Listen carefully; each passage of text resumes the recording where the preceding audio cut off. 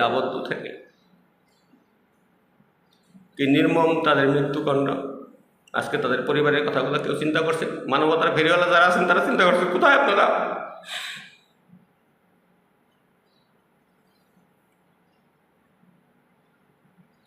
ধিক্কার আপনাদের। আজকে চলে গেছে, সবাইকে একটা সাগরে ফালাইতে চলে গেছে, আজকে লোকগুলা মারা যাইতেছে। একটা অনুরোধ করতে পারলেন না জনগণদের যে ভাই তোমরা মাইরো না, এরা কনস্টেবল, এরা এসআই, থানার তারকা, অন্যায় আছে, হাজার আছে, এভাবে মানুষ মারা যাবে?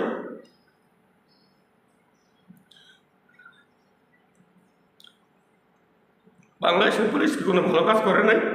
শুধু আপনাদের জন্য এই মানবতার ফেরিওয়ালা নানান কথা, কি বিশেষণ, আপনারা আইজিপি হবেন, কমিশনার হবেন, ডিআইজি হবেন, রেঞ্জ চালাবেন,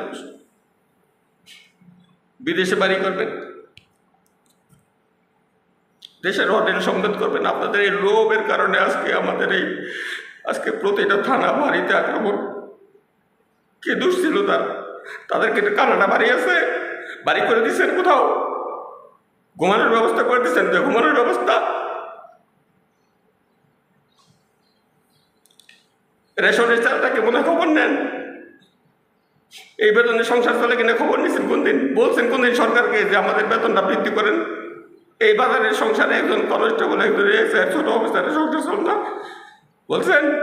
আপনারা আছেন 3 স্টার, 5 স্টার, 4 স্টার নিয়ে।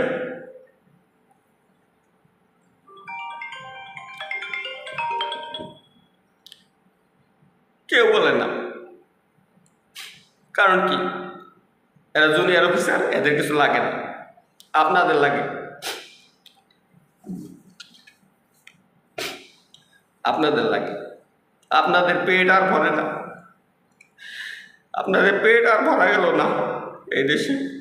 এই দেশের সম্পদ সব দিয়েও আপনাদের পেট ভরবে না। আপনাদের পদ ঘাড়ের উপর দিয়ে আপনাদের গিফটসের অভাব থাকে না, কিন্তু আপনাদের তারপর আপনাদের ঘাড়ের উপর আর জায়গা থাকে না, তারপর আপনাদের পদ লাগে।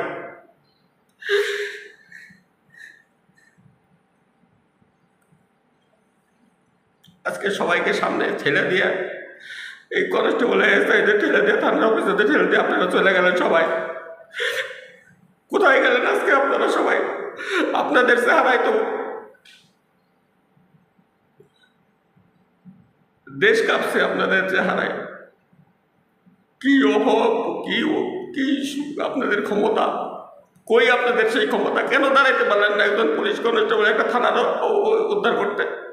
একটা কনস্টেবলের জীবন বাঁচাতে পারেন না আপনারা? আপনাদের সিদ্ধান্ত, আপনাদের এই লোভের কারণে আজকে এতগুলো মানুষের বলিদান হইল। একদিন বিচার হবে আপনাদের, একদিন বিচার হবে। এই বাংলার মানুষ আপনাদের বিচার করবে।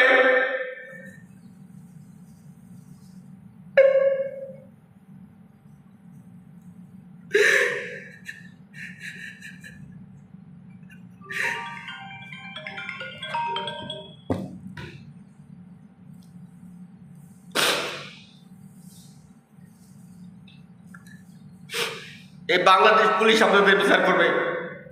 যদি জীবিত থাকে আপনাদের বিচার হবে এখানে, এই বাংলার বাড়িতে হবে।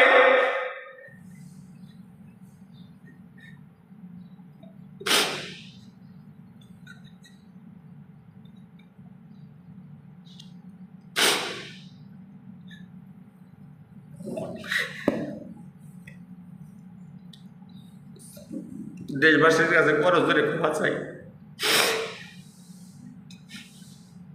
আর মারবেন না। এই স্বাধীনতার ভাগিদার আমরাও বৈষম্যহীন সমাজ চাই। একজন কনস্টেবলে ভর্তি হয় কি তার ফ্যামিলি আপনার একটু বললে তো আপনি কাঁপে নাই যে তার কি ক্ষমতা, তাকে কেন আপনি মারি? আমাদের মারতেন আপনারা,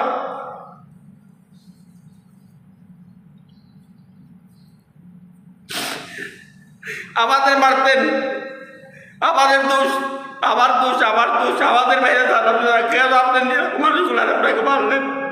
কেন আপনারা প্রতিরোধ করতে পারলেন না? কেন দাঁড়াইতে পারলেন না? আপনারা শিক্ষিত মানুষ, ইউনিভার্সিটিতে পড়েন, কেন থানা আক্রান্ত হইলো? কেন নিরীহ মানুষকে বলতে পারলেন না যে ভাই এদের মাইরো না?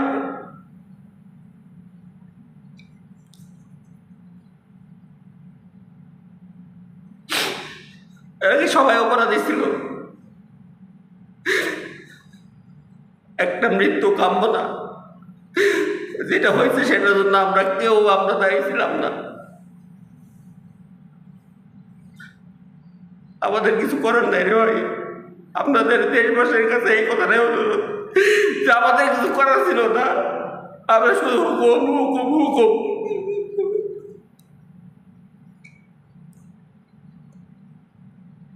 বাংলাদেশ পুলিশের কিছু নাই, আপনারা কি পুলিশ আইছেন না? আমি সবাইকে বলি, কেন আসেন এই চাকরিটার মধ্যে? কি আছে এই চাকরিতে? কেন আসেন?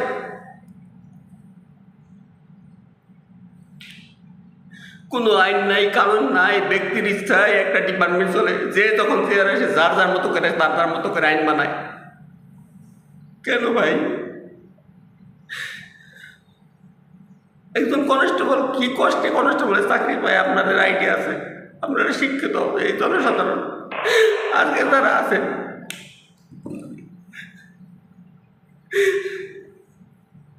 কত শিক্ষিত সমাজ আপনারা। ডাক্তার আসিফ নজরুল স্যার আছেন, আপনারা দেখেন, ভিতরে আসেন, কথা শুনেন। যারা এখন রাষ্ট্র চালাবেন তারা কথা শুনেন।